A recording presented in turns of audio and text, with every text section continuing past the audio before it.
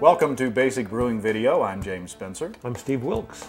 And we are here to continue our experiment on base malts. Right, but we're not in Studio A. No, we're in Studio C by now. I don't know. Yeah. Studio B was the garage. I guess this is C.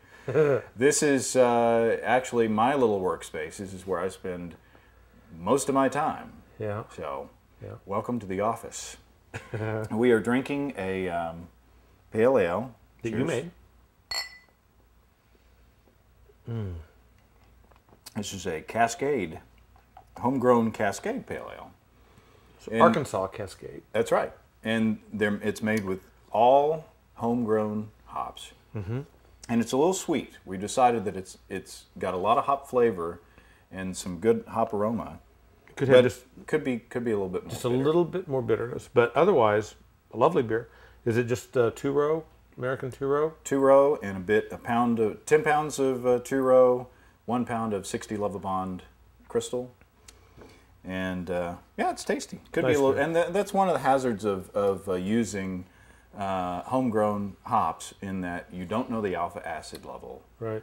So they say, it's been suggested by Mark and Tess Samatulski, the authors of Clone Brews and Beer Captured, that you may want to bitter with some commercial hops that you know the alpha acid level, and then do the flavoring and aroma with the homegrown hops, so that you can get, get the most out of your hops, and you can get some predictability in there as well. While we're talking about homegrown hops, let's do a very quick hop update, because there's something exciting happening out there in the hop yards. Growth?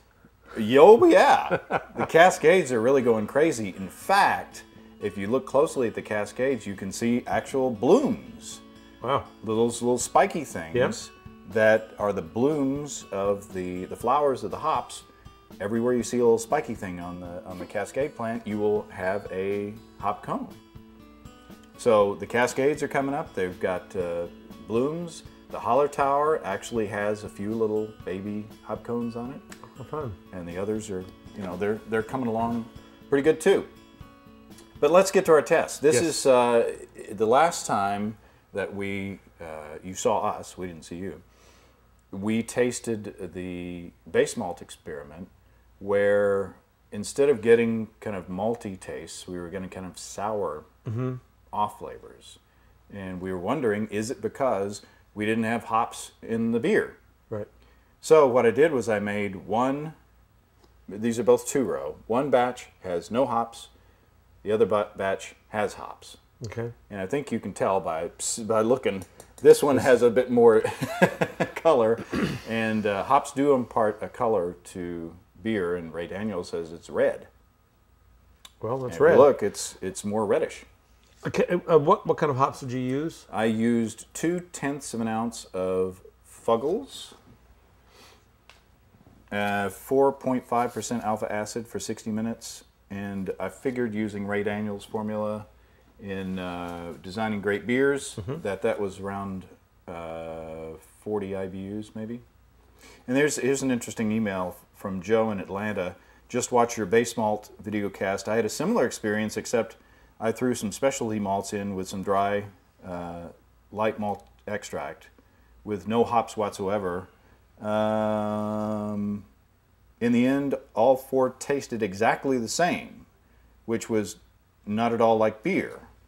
So he said they were very sour and or tart. It's exactly the experience we had. So something similar to what we've done. And that's very interesting. The tartness really surprised me a lot. I just wasn't what I expected. So let's taste. Okay. So this would be the testing glasses here. Yeah, boy, this is the so organized. No hops. No hops.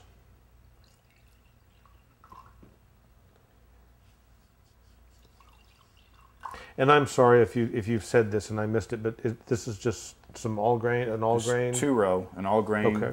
This is two-row with. It's that same thing. I get that rubber band. I haven't tasted it yet.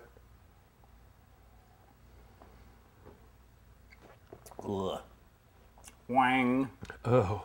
It's just sour. Yeah. That's not a pleasant. So. Okay. We've determined that's our control. We don't need to go there anymore. So that's sour. Yeah. This is with hops, with the Fuggles, at 60 minutes. It'd be interesting to see. Meet the Fuggles. It's like a movie. Okay. So.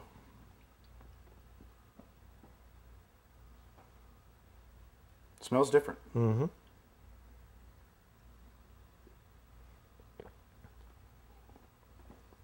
Well, it's much more beer-like. I mean, it tastes like a beer. It's a weak beer. It's a weak beer. But it still tastes like a beer. Right. I don't detect the sourness that. In fact, it's a lot more malty than the first one. Yep. Isn't it interesting? That's very interesting to me. I'm sure guys with degrees from UC Davis are going, yeah. Of course, duh. But us homebrewers, we don't get a chance to do things like this and think about it this way. So this is very interesting to me, how beer-like this is with that. So I have a theory. Hops are said to have antiseptic qualities.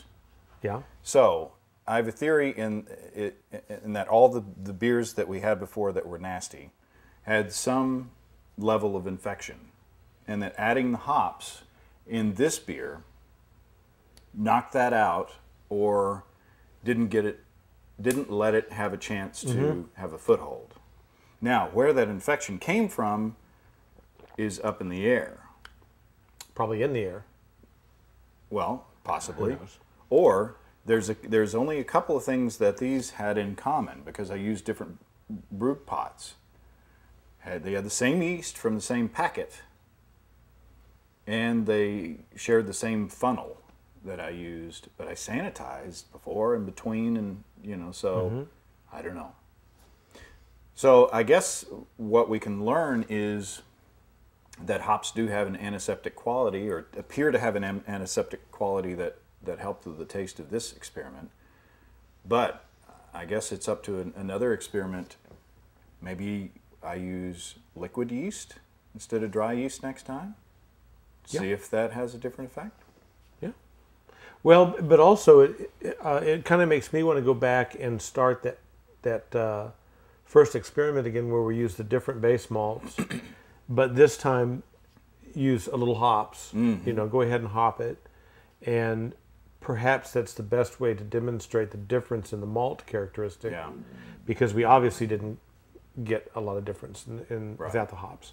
So, very good and very interesting, and thanks for doing this work. Because James is doing all the work. It's fun. Yeah. It's what I do. Well, we are going to be, we'll probably see you after we come back from the National Homebrewers Conference. Yes, indeed. In June, because we're going to take the month of June off from posting regular podcasts. So we will be back. We hope to see you in Cincinnati. Yeah. Until then, happy brewing. Happy brewing. Come and visit us on the web. At basicbrewing.com, you'll find archive lists of both our audio and video podcasts on home brewing. You can also find a special deal on our home brewing DVDs. In Introduction to Extract Home Brewing, we walk you through the extract brewing process from boiling to bottling. In Stepping into All Grain, we take you from milling your grain to collecting your wort. And in Low-Tech Lagering and Decoction Mashing, we take you through a single-step decoction mash and show you how to maintain lager temperatures, even in the heat of summer, without the use of a dedicated chest freezer. Drop us a line. We'd love to hear from you. You can email James at basicbrewing.com, Steve at basicbrewing.com, or just use the contact form on basicbrewing.com.